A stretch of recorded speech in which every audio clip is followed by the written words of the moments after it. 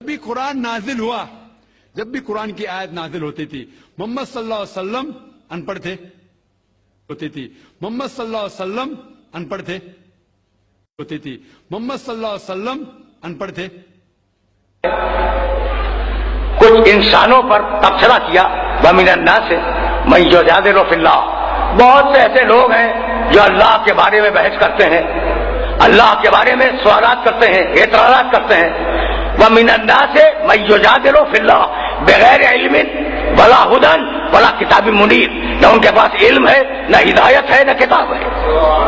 یعنی حق اسے ہے خدا پہ بولنے کا جس کے پاس علم ہو، ہدایت ہو، کتاب ہو۔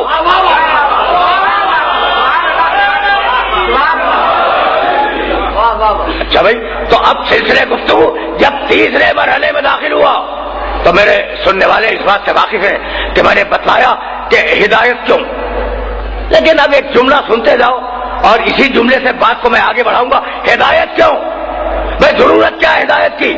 تو دیکھو، سب سے نیچے ہے جمادات۔ یہ جو فلسفیوں نے کائنات کی قسم بتلائی ہے اس میں سب سے نیچے ہے پتھر، جمادات، اس سے اوپر ہے نباتات، اس میں اگنے کی صلاحیت ہے۔ پتھر کروڑوں سال تک پڑا رہے وہ اگے گا نہیں، وہ بڑھے گا نہیں۔ اب اس سے بلند ہے نباتات، درخت، کہ وہ چھوٹا سا کوپل تھا اور بڑھتے بڑھتے تناور درخت بن گیا۔ پھر سننا، سب سے نیچے پتھر، جمادات، اس کے اوپر نباتات، نباتات سے بہتر حیوان، اس میں اگنے کی بھی صلاحیت ہے اور چلنے کی بھی صلاحیت ہے، ایک مقام سے دوسرے مقام کی طرف حرکت کرتا ہے۔ اور حیوان سے بلند انسان، تو پسترین ہے جمادات، پتھر، اس سے بلند نباتات، اس سے بلند حیوان، اس سے بلند انسان۔ بھئی یہ ترتیب تو یاد ذہن میں محفوظ رہے گی نا۔ کبھی تم نے کسی پتھر کی زبان سے یہ سنا کہ میں پتھر نہیں ہوں، درخت ہوں؟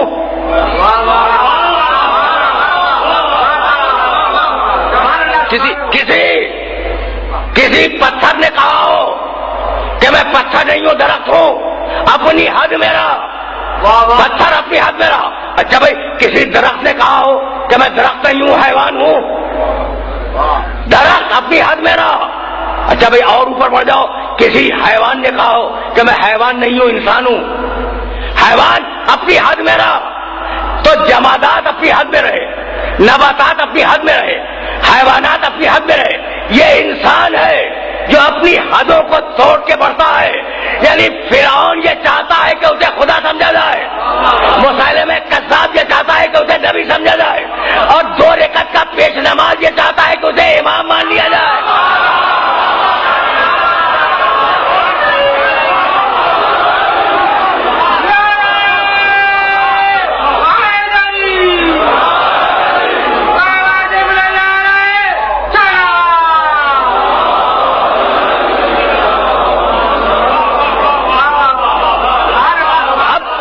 ہدایت ہوگی، جمادات کی ہدایت نہیں ہے۔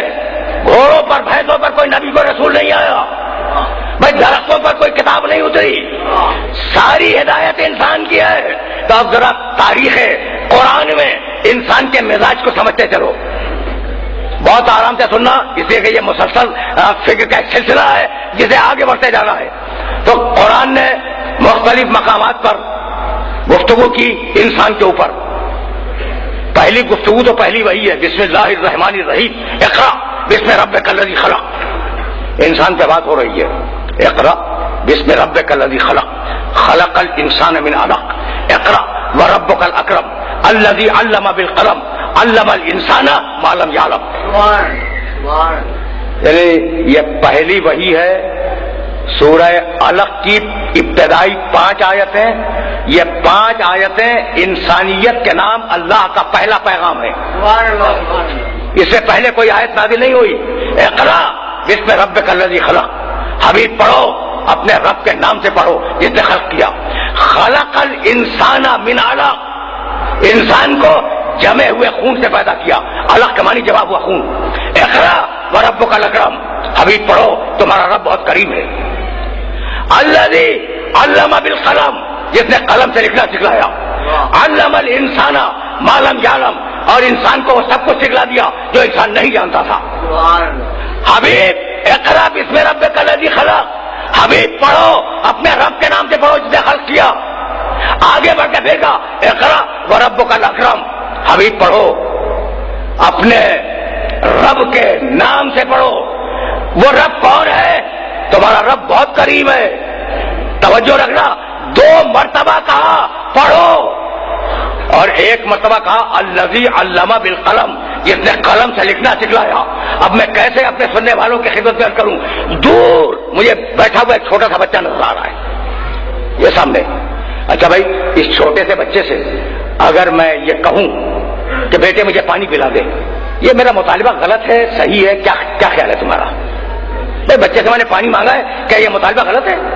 بچہ اٹھے گا پانی لا کے دے دے گا, بہت سیدھی بات ہے. یہ بچہ, ایک بچہ ادھر بیٹھا ہوا ہے, تو بچے سے اگر میں یہ مطالبہ کروں کہ بیٹے مجھے پانی پلاؤ, مطالبہ صحیح ہے, برمحل ہے, کسی کو اعتراض نہیں ہوگا. لیکن اس بچے سے اگر میں کہوں کہ بیٹے اڑ جاؤ, تو سارا مجمع میری جان کو آ جائے گا کہ جو کام کر نہیں سکتا میں نے اس کام کا مطالبہ کیوں کیا. اب میں پوچھوں کہ مالک 2 مرتبہ کہہ رہا ہے حبیب پڑھو, پڑھنا تو آتا نہیں حبیب کو.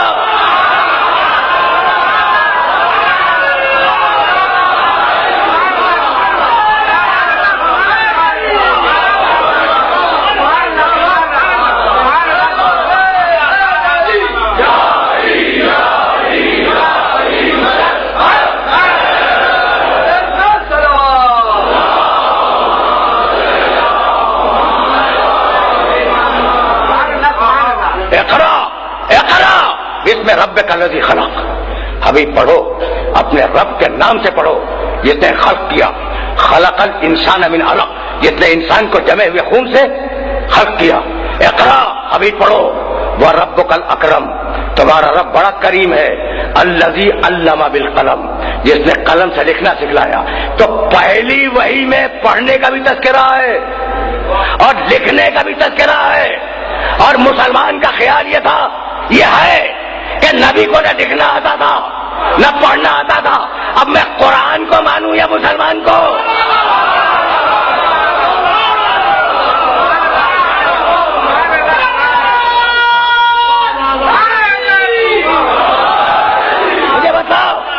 مجھے بتاؤ کہ اب میں قرآن کو مانوں یا مسلمان کے عقیدے کو مانوں؟ قرآن کا کہنا, قرآن کی پہلی وحی, پڑھنے کا بھی تذکرہ, لکھنے کا بھی تذکرہ. مسلمان کا خیال یہ کہ نہ پڑھنا آتا تھا نہ لکھنا آتا تھا.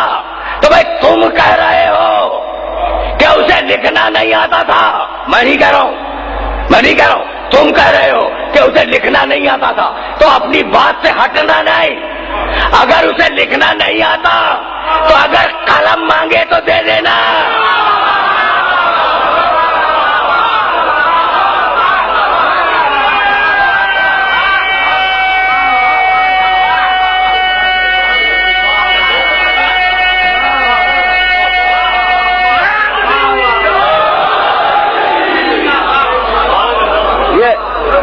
یہ ذرا نفسیاتی مرحلہ ہے, اور اس نفسیاتی مرحلے پہ ایک جملہ اپنے نوجوان دوستوں کو ہدیہ کر کے پھر آگے بڑھ جاؤں گا.